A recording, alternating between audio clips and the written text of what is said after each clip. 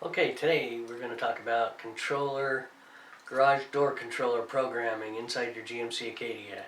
Your GMC Acadia has what's called HomeLink, and it's 3 buttons up on the center console. I'll show a little example of that, and then I'm going to go do a demonstration.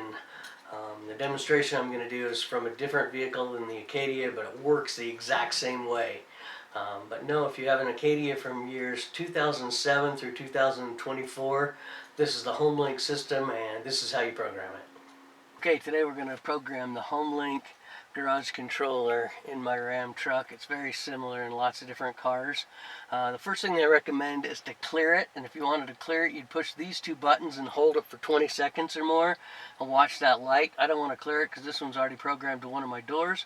I'm going to program the second one, and the way you do that is you push both of these buttons down and you watch the little HomeLink button blink slowly, and now it starts blinking fast. That means that that button has figured out what kind of frequency is coming out of my controller.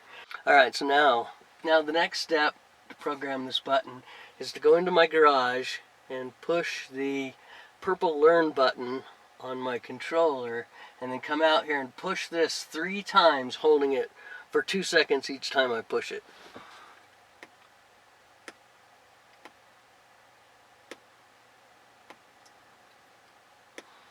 Okay, it worked. Now my garage door is going up and down based on this second button being programmed.